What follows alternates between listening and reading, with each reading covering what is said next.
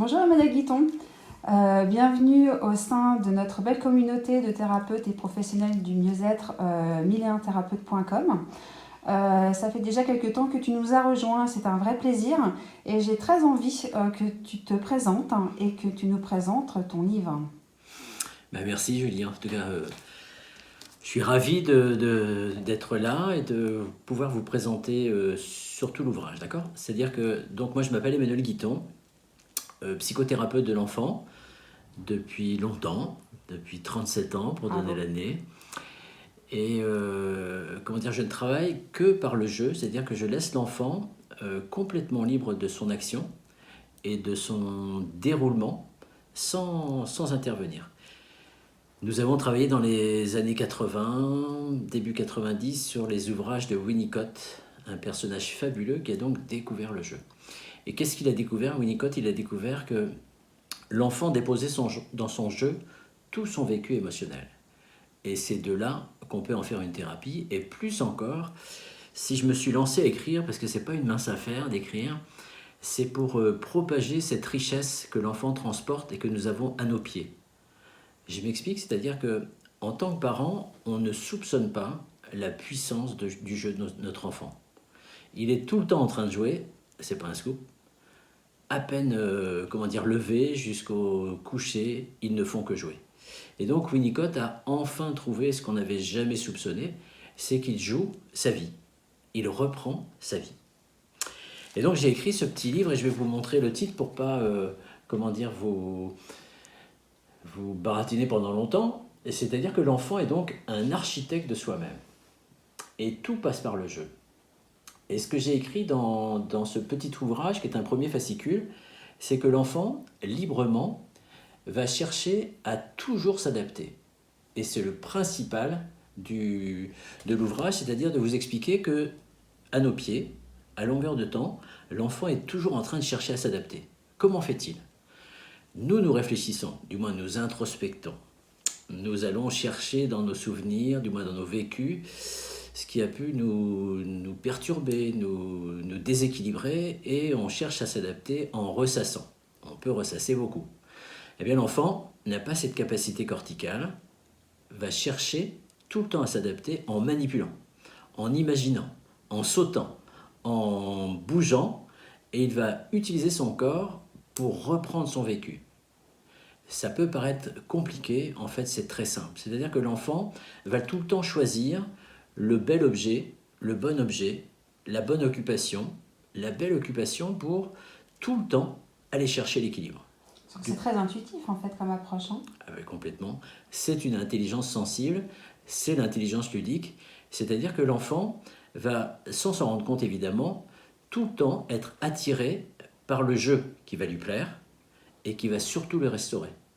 Magnifique. C'est un jeu qui permet de se rééquilibrer tout le temps, de s'adapter tout le temps, et c'est pour ça que le jeu est puissant. Et c'était important de vous exposer, de vous inviter à observer, si vous le souhaitez, le jeu de votre enfant et de le regarder différemment, non pas comme une occupation subsidiaire qu'il faudra arrêter parce qu'il y a bien d'autres choses à faire que jouer.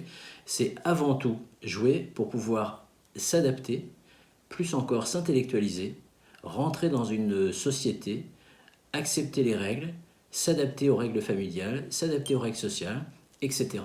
C'est-à-dire que le jeu est le seul vecteur que l'enfant utilise pour s'équilibrer, se rééquilibrer tout le temps. D'accord, donc c'est tout ce que tu viens de dire, c'est ce que l'on comprend dans ton livre en fait. Mais oui, c'est ce que j'essaie d'expliquer clairement. Mmh. D'accord? C'est pas simple du tout. J'ai travaillé longtemps, je ne sais pas si je suis arrivé au résultat.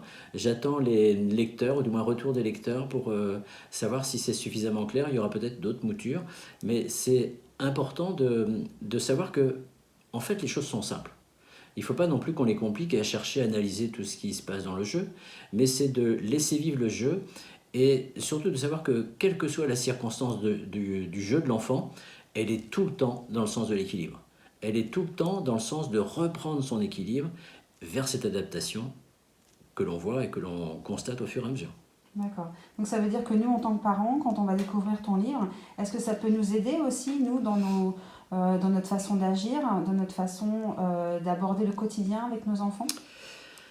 Alors je dirais, c'est le but du deuxième ouvrage, d'accord? Ah, C'est d'aider le les deuxième parents. ouvrage. Il y a un deuxième ouvrage qui va sortir dans quelques mois. Super. Mais l'objectif de ce premier livre, c'est vraiment de rendre plus clair l'occupation constante de l'enfant. C'est de rendre, comment dire, plus noble ce qu'on considère pas si noble que ça. C'est-à-dire de savoir que le jeu déjà est d'importance considérable et que l'enfant répare tout par son jeu. Et donc on a à l'accompagner, on a à l'aider, à l'aimer, mais pas chercher à faire à sa place, puisqu'il fait tout lui-même par le jeu. D'accord, donc ça le rend de plus en plus autonome en fait.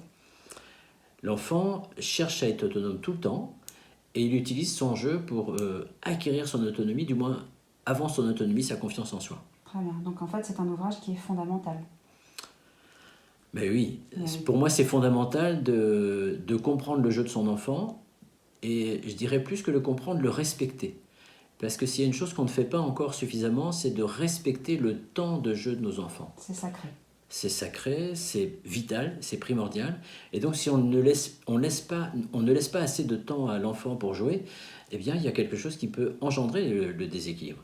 Alors que s'il a un temps suffisant, il n'y a pas besoin non plus d'heures nombreuses pendant la semaine, mais il peut avoir ne serait-ce qu'une petite heure pour jouer, et bien ça suffira à son équilibre. C'est parfait. Très bien, Emmanuel. Eh bien, merci beaucoup pour toute cette approche. Où est-ce qu'on peut le trouver, ce livre? Alors il est numérisé, Très bien. C'est-à-dire que là on peut le trouver sous forme numérique évidemment, et puis on peut le trouver dans toutes les librairies de France et de Navarre, si je peux dire. C'est parfait, merci. Et donc le deuxième livre, il y a une date prochaine de prévu? Normalement septembre, mais je ne suis pas encore certain. D'accord. Okay. Donc ce sera la surprise de la rentrée. Mmh. C'est parfait. Très bien. Eh bien, merci beaucoup, Emmanuel. Et puis on peut certainement aussi te retrouver tes coordonnées donc sur le site milienthérapeute.com. Très bien. Merci beaucoup. Merci à toi, Julie. À très bientôt. Au revoir.